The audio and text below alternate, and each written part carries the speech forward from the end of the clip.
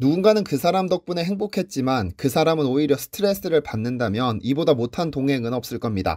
박항서 감독과 베트남 국민들이 그러했습니다. 최근 박항서 감독은 베트남 대표팀에게 또 한 번의 우승을 안겨준 후 사퇴를 선언했고, 기자회견장에서는 엄청난 스트레스를 받았다고 쏟아냈는데요. 어떤 일이 있었던 것일까요?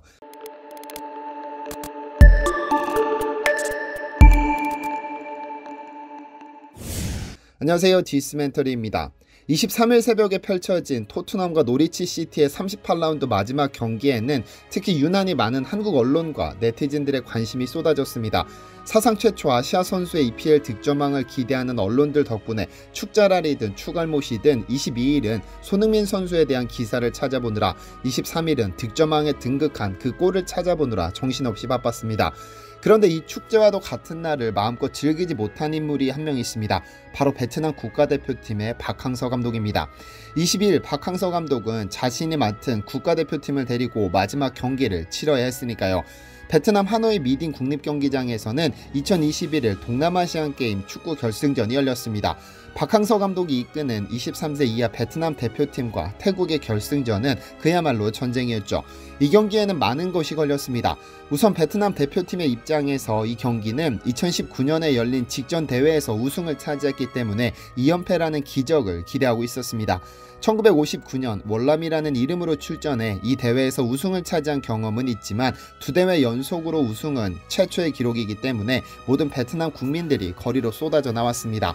여기에 2017년부터 대표팀을 지휘해 오던 박항서 감독이 이 경기 후 사퇴하겠다고 선언했기 때문에 박항서 감독이 떠나면 또 언제 우승이라는 기쁨을 맛볼 수 있을지 알 수 없었습니다.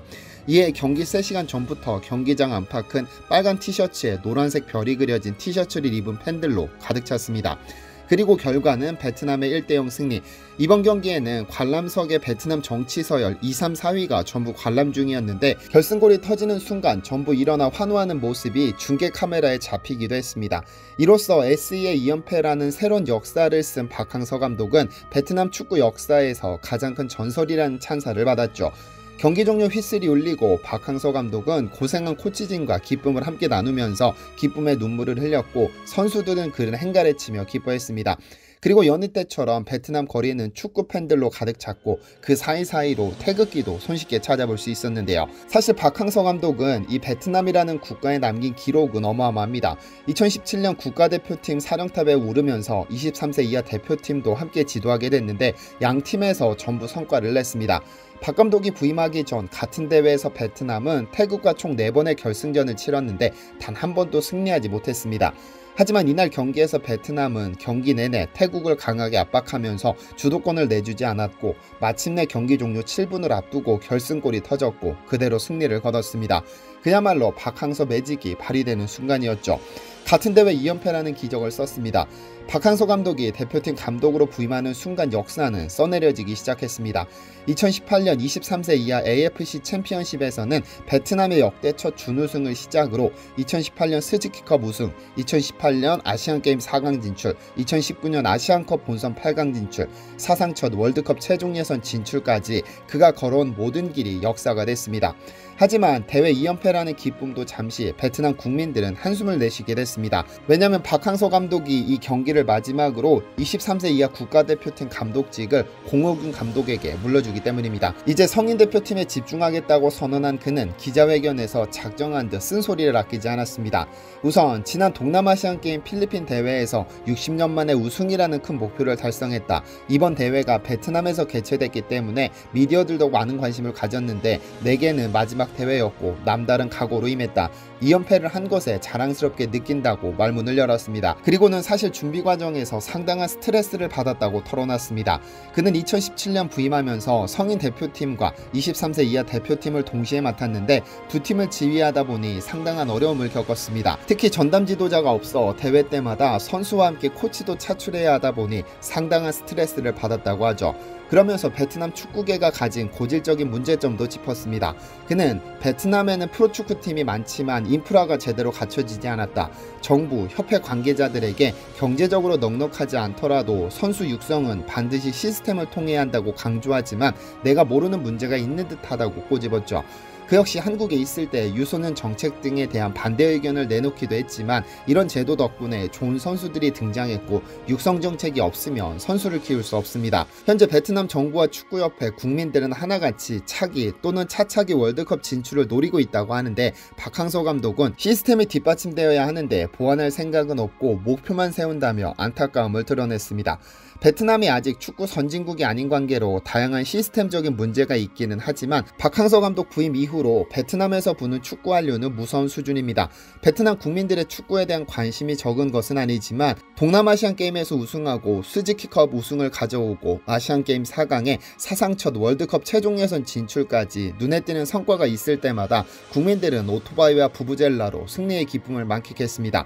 그리고 그때마다 태극기가 등장했죠. 박항서 전 감독 역시 제가 베트남에 온 이후로 한류 축구 열기가 붙었다. 저는 축구를 통해 한국 국민들의 인상이나 위상을 높일 수 있고 관계 개선에 도움이 될 수 있으면 좋하다. 타국에서 일하면서 내 조국 국기를 보면 말로 표현할 수 없는 뭉클함이 생긴다고 말하죠. 어쨌든 국민들이 좋아하는 만큼 베트남 축구협회 역시 한국인 감독이 남긴 성과를 그냥 무시하진 않았습니다. 그 대표적인 예가 박항서 감독의 후임으로 한국의 공호균 감독을 낙점한 것이죠. 공 감독은 지난 4월 5일 23세 이하 대표팀 감독으로 공식 부임했습니다. 공식적으로 이번 우승을 차지한 동남아시안게임까지 박항서 감독이 지휘하고 이후 감독으로 취임하게 됐죠. 크게 이름을 알린 선수 출신은 아니지만 공 감독은 베트남 축구협회가 직접 뽑았습니다. 우선 A대표팀과 23세 이하 대표팀을 동시에 지휘하며 팀을 이끈 박항서 감독의 부담을 줄이고 대표팀을 각각 관리하면서 각 팀에 맞는 전문성과 경쟁력을 높이기 위한 방안이었죠. 축구협회는 적임자를 물색하는 과정에서 현재 A대표팀을 맡은 박 감독과의 원활한 의사소통을 위해 한국인 지원자를 최우선적으로 고려했습니다.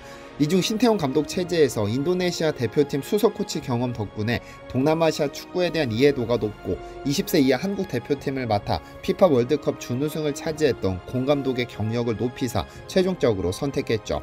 앞으로 공 감독 체제에서 베트남이 어떤 성과를 낼지 상당히 기대됩니다. 한편 현재 박항서 베트남 A대표팀 감독, 공호균 베트남 23세 이하 대표팀 감독을 포함 동남아시아 축구계는 그야말로 한국인 감독 모시기 열풍입니다. 박항서 감독의 성과를 눈여겨본 동남아시아 국가들은 한국인 지도자의 능력을 눈여겨봤고 2019년 10월 신태용 전 대표팀 감독이 인도네시아 대표팀 사령탑에 올랐습니다. 그는 부임 몇 개월 만에 AFF 챔피언십 준우승에 오르면서 인도네시아에서 영웅 대접을 받고 있죠. 베트남이 우승을 차지한 동남아시안 게임에서도 인도네시아는 동메달 결정전에서 말레이시아를 꺾고 동메달을 차지했습니다. 그리고 말레이시아 역시 김판곤 전 축구협회 전력강화위원장을 감독으로 모셨습니다. 2010년대 홍콩 축구대표팀을 맡았었으나 말레이시아가 그의 경력을 눈여겨보다 끈질기게 구애를 보냈고 결국 새로운 도전을 선택했습니다. 싱가포르에서는 김도훈 전 울산 현대 감독이 라이언시티 세일러스라는 팀을 이끌고 팀의 리그 우승을 이끌기도 했습니다. 무려 18년 만에 우승을 차지하면서 팬들 사이에서 그는 영웅으로 불리고 있죠. 한국인 지도자가 외국 대표팀을 맡는다는 것은 좋은 현상입니다. 그들의 능력을 인정받고 최선을 다하다 보면 자연스레 국민들의 지지가 있을 것이고 이러한 인적 자원이 또 다른 한류를 촉발하게 되지 않을까요? 디시멘터리에서는 여러분의 제보를 기다립니다. 제 채널에서 다뤘으면 좋겠는 뉴스 또는 널리 알려졌으면 하는 영상은 디시멘터리 네이버.com으로 보내주시면 소중히 제작하겠습니다. 시청해주셔서 감사합니다.